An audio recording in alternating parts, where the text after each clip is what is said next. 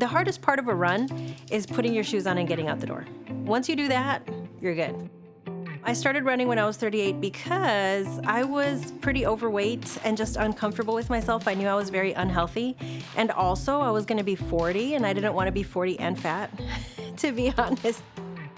Every time I went out, it didn't matter how fast I was, the fresh air and just being able to move. I just loved it. Go 365 is a Humana program where you can get points for doing certain things. You can get points for your screenings, like your mammogram and getting your flu vaccine, but you also get points for healthy habits. My best friend said, let's sign up for a half marathon, and I was like, okay.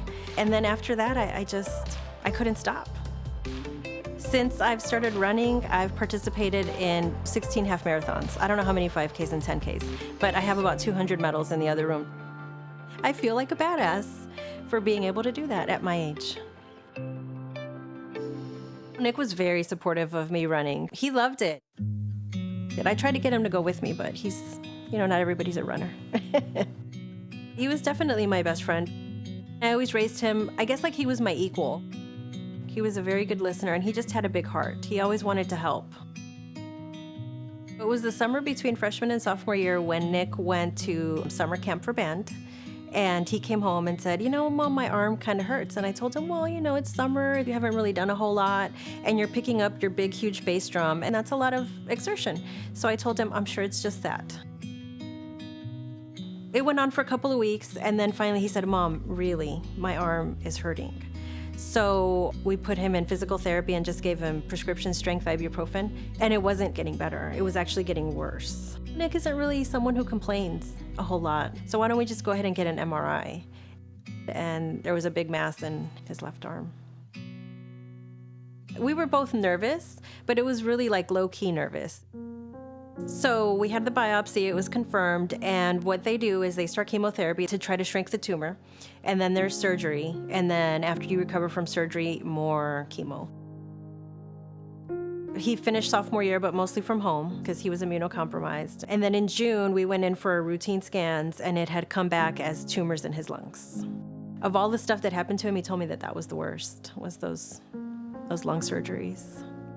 I think that's when he started to have a little more anxiety because the chemo was taking such a toll, and he was only 16. He was in remission. We just had 8-9 months of trying to really enjoy life. That's when I took him on a fishing trip. We did just so many things. Like, we've gotten a second chance. Let's live. And we did. But then he told me his arm was hurting again. He had a tumor in his armpit and his axilla, and then he had more tumors in his lungs. Before it had just been 2 or 3, and now it was like 9 or 10 tumors in his lungs, and one was right by his heart. He realized it before I did. This isn't gonna end well. And he didn't want treatment anymore, honestly. He wanted quality of life over quantity. Nick chose. So when he decided, I'm not gonna do this anymore, let's get on hospice, I said, okay, that's what we're gonna do now. I had been sitting with him, and I told him, Nick, I'm gonna go on the treadmill for about an hour, I'll be right back. And he said, okay. And he was on so many meds, he could barely stay awake.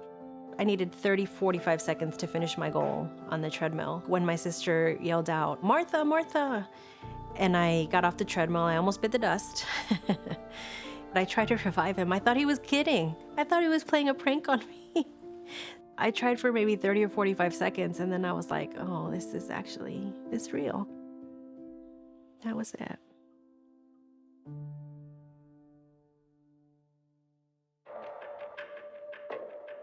I stopped running after Nick passed away because I felt overwhelmingly guilty for having been on the treadmill when he passed away. Every time I tried to run, I just couldn't. I couldn't bring myself to do it. Bruce Broussard, the Humana CEO, sends a Monday morning email. He said that he had some goals for this year, how he wanted to be present in the moment and live with intention, and he had some exercise goals. All of that spoke to me.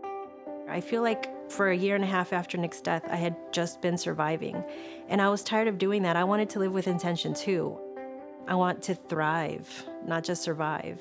And I wanted to get back into a healthy lifestyle and start running again. Because if Nick was here, he'd be mad at me for feeling guilty. He literally would. He'd be like, Mom, cut it out. You're being dumb.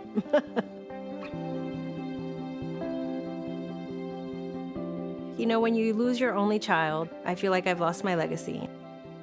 I just love being a mom. I was meant to be a mom and I was meant to be his mom. And God, I just miss it so much. I really do. And if I just sit down and think about all those things I've lost, I want to tell myself, is there anything I can get back?